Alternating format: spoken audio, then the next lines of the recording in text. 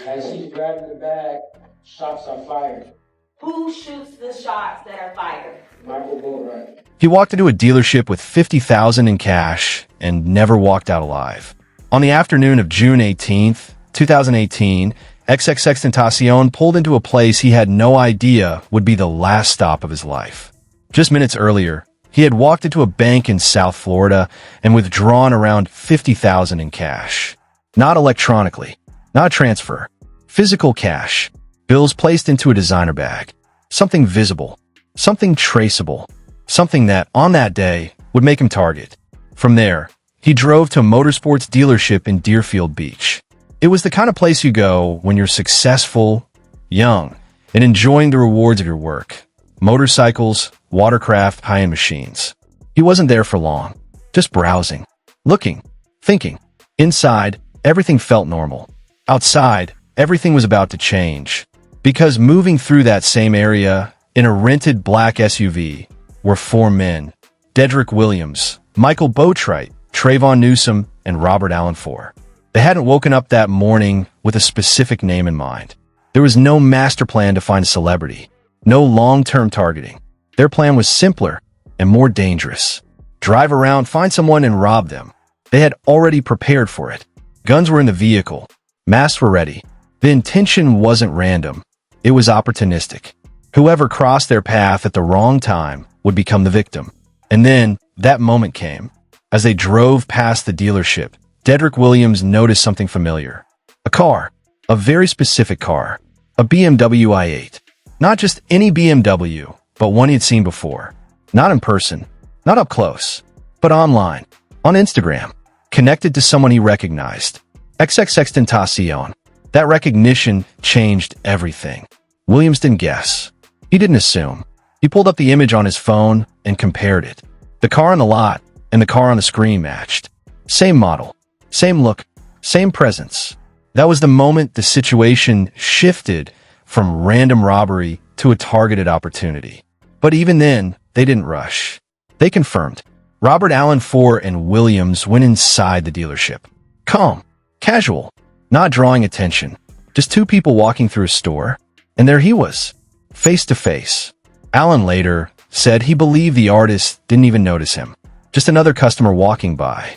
Nothing unusual. Nothing threatening. At the counter, Williams purchased black masks. Not before. Not hidden. Right there. In the same place as the man they were about to rob. That detail matters. Because it shows this wasn't something that spiraled out of nowhere.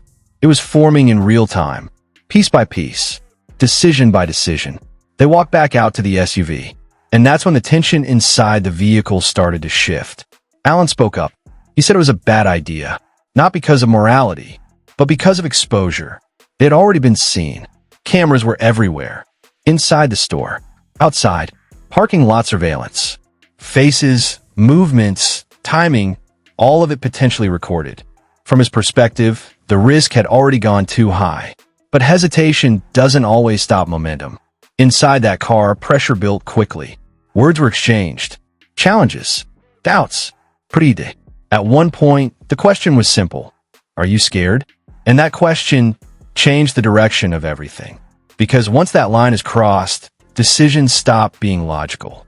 They become emotional, ego-driven, and irreversible. Two of the men, Michael Boatwright and Trayvon Newsom, decided to move forward. Masks on, weapons ready. Meanwhile, Allen stayed back. He didn't step out. He didn't put on a mask. But he also didn't leave. He stayed in the car. And that choice, staying, would later become one of the most important details in the entire case. Because it placed him right in the middle of everything without being the one who pulled the trigger. The SUV repositioned itself across the street. And then, something happened that prosecutors would later highlight as proof of intent. They waited. Not seconds. Not a quick reaction. They sat there for over 8 minutes. Watching. Timing. Preparing. 8 minutes and 35 seconds. That's how long they stayed in that parking lot, knowing exactly what they were about to do. Inside the dealership, none of this was visible. None of it was obvious. To XXXTentacion, it was just another stop in his day. Another moment in a life that was moving fast. A life filled with attention, success, controversy, and constant visibility. But that visibility came with a cost, because the same online presence that built his career also made him recognizable to the wrong people. And outside, in that parked SUV, for individuals that just connected the dots. A car, a face, a moment, and an opportunity. What happened next would take less than 3 minutes, and it would end a life forever. On June 18th, 2018, XXXTentacion, one of the most talked about young artists in America, was just 20 years old. His career was exploding. His every move was being watched, and that visibility would end up costing him everything. Because while he was inside that store, 4 men were sitting across the street, watching him. They weren't there for him at first. They were just looking for anyone to rob. But the moment they recognized his car from Instagram, that plan changed instantly. What happened next wasn't just a robbery. It was 8 minutes of waiting, 3 minutes of violence, and a decision that turned a theft into a murder that shocked the entire country. One of those men would later break his silence.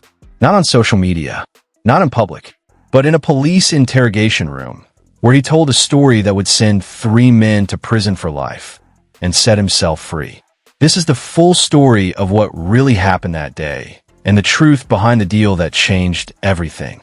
When XXXTentacion stepped out of the dealership, there was no sign of danger waiting for him. No shouting, no chows, no warning. Just a normal afternoon about to turn into something irreversible. He walked back toward his BMW i8 and got into the driver's seat. Sitting beside him was his step-uncle, a passenger who had no idea he was about to witness something that would stay with him forever. At that exact moment, across the street, the engine of the black Dodge Journey came to life. Inside that SUV, everything had already been decided. Dedrick Williams was behind the wheel. Michael Boatwright and Trayvon Newsome were ready in the back. And Robert Allen IV was still inside, watching it all unfold. The SUV pulled forward. Not fast, not reckless, deliberate, controlled. It moved directly into position, blocking the BMW from exiting the parking lot. In that instant, the situation changed from normal to a trap. Before there was time to react, 2 doors opened. Boatwright and Newsome stepped out quickly, both wearing masks, both armed. Everything that followed happened fast, but not without intention. Boatwright approached the driver's side. In his hands, a firearm. He moved directly toward the window where XXXTentacion was sitting. At the same time, Newsome moved in from another angle, initially going for the jewelry, chains, anything visible, anything valuable. There was no confusion about what this was. This was a robbery. Direct, aggressive, controlled. Inside the car, the victim had seconds to process what was happening. No weapon, no defense, no time. Newsome struggled briefly with the chain, unable to remove it quickly. That delay changed his focus. Instead of continuing, he moved around to the passenger side. He opened the door, reached inside, and grabbed the bag, the Louis Vuitton bag, the one holding $50,000 in cash. At that moment, the robbery was complete. Everything they came for was already in their hands. They had the money. They had control. There was nothing left to take. And that's the point where this story should have ended. A robbery, an escape. But it didn't. Because in the seconds that followed, something shifted. As Newsome pulled the bag and began moving away, the situation should have de-escalated. Instead, escalated. Without warning. Without resistance. Shots were fired. According to testimony later given by Robert Allen IV, the gunfire came from Michael Boatwright. 3 shots, close range, directed into the driver's side. The victim was still seated, still unarmed, still inside the car. Those bullets struck with devastating precision, entering the neck, damaging vital areas, and leaving no chance for survival. There was no struggle for the weapon, no attempt to fight back, no sudden move that triggered panic. The bag was already gone. The robbery was already over. And yet, the shots were fired anyway. In less than 3 minutes, it was done. Boatwright stepped back. Newsome returned with the bag. And both moved quickly back toward the SUV. Inside, Robert Allen IV watched everything. He didn't run. He didn't intervene. He stayed where he was. And seconds later, the doors shut, and the vehicle sped away. Behind them, in that parking lot, a 20-year-old artist sat in the driver's seat of his car, fatally wounded. Emergency response came quickly, but not quickly enough. He was transported to a nearby hospital, where he was later pronounced dead.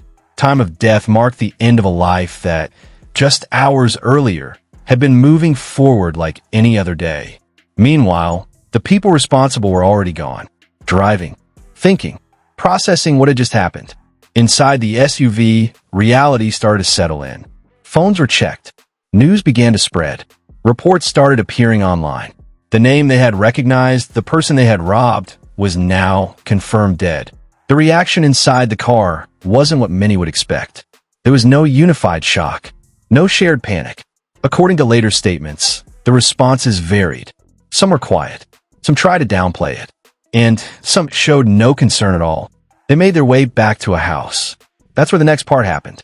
The bag was opened. Inside, cash, stacks of money. The reason they had taken the risk in the first place. They divided it, not equally, not fairly, but in a way that reflected who did what. Michael Boatwright, Trayvon Newsom, and Dedrick Williams each took a larger share, around $15,000 each.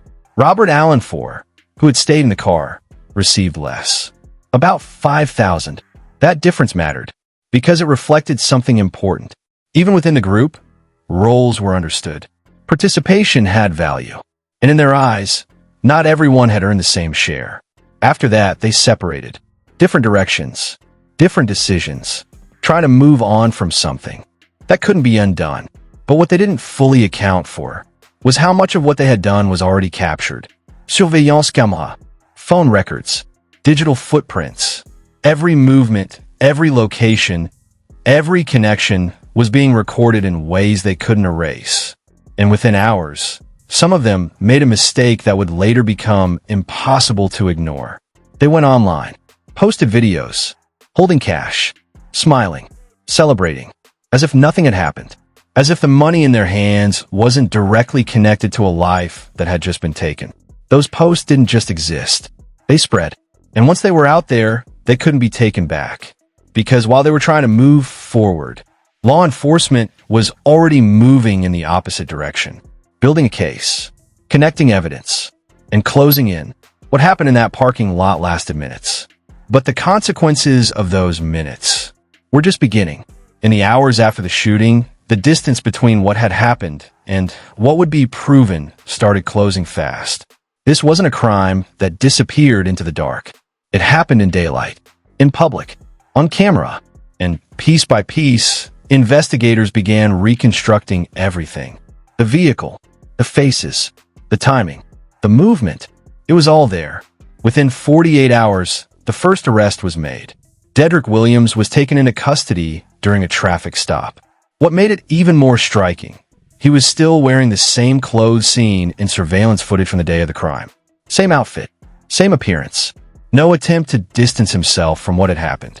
From there, the rest began to fall. Michael Boatwright was picked up days later on separate charges, and soon after, officially charged in connection with the murder. Robert Allen IV was arrested in another state after leaving Florida. And finally, Trayvon Newsom turned himself in. All four men, all connected, all now facing the same reality. First-degree murder and armed robbery charges. But even with arrests made, there was still one problem. Investigators had the footage. They had the timeline. They had the physical evidence. But what they needed was the inside story. Who said what? Who planned what? Who made the final decisions? And that's where everything shifted. Because one person decided to talk. Robert Allen IV. At first, it wasn't immediate. His initial statements were incomplete, careful, filled with hesitation. Words like, I think, and maybe showed uncertainty or avoidance. But investigators didn't stop. They pushed. They challenged inconsistencies. They laid out the evidence already collected, placing him at the scene, linking him to the vehicle, connecting him to the others. And slowly his story changed. Not all at once, but piece by piece. He began describing details only someone inside that SUV could know. The planning, the masks, the weapons. The moment they recognized XXXTentacion, The conversation where he said it was a bad idea. And most importantly, what happened during those final moments. He identified roles, named names, explained actions, and that information became the backbone of the case. Years later, that cooperation turned into something official. A plea deal. In 2022, Allen agreed to plead guilty, not to first-degree murder, but to lesser charges in exchange for full cooperation and testimony. That decision came with a clear understanding. He would testify. He would tell the full story. And in doing so, he would help convict the others. The trial began in early 2023. 3 defendants stood in court.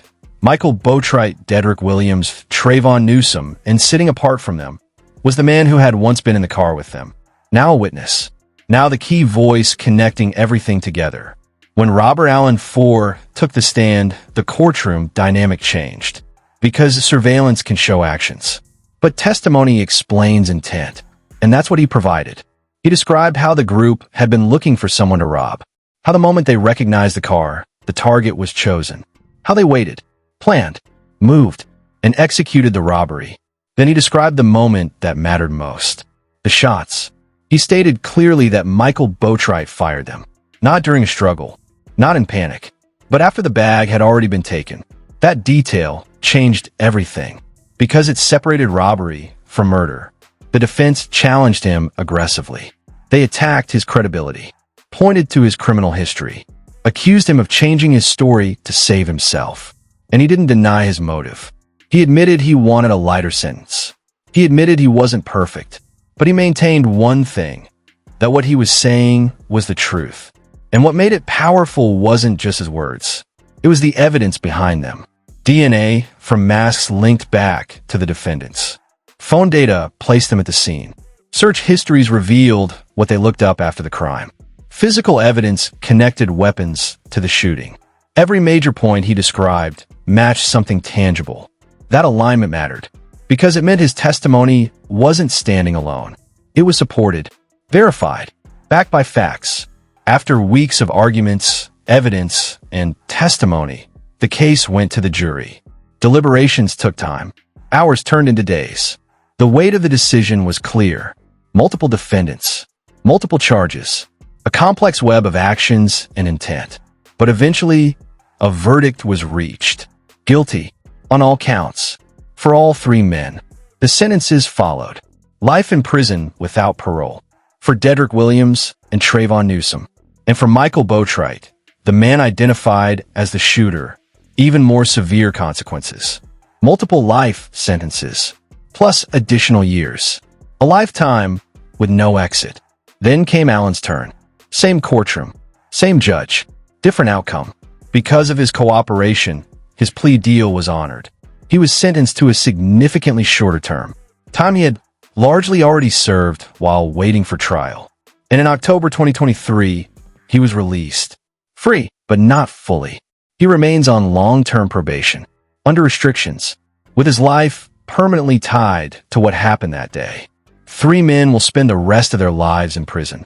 1 man walked out, and that's where the story leaves a question behind. Not about what happened. That part is clear, but about whether the outcome feels like justice. Because in the end, all 4 were there. All 4 played a role, but only one gets to live outside a cell. And the reason comes down to one decision: to speak or to stay silent. This case leaves behind more than just a verdict. It leaves questions that don't have easy answers. A 20-year-old life was lost. 4 people made a decision that day, and only one of them is free. So now I want to hear from you. Do you think justice was truly served in this case? Or do you believe the outcome should have been different? Drop your thoughts in the comments, because conversations like this matter. If you want more real stories told with full detail, no shortcuts, and no distractions, make sure you subscribe and turn on notifications so you don't miss what's coming next. And if this video made you think, share it with someone else who needs to hear this story. Because sometimes the difference between silence and speaking changes everything.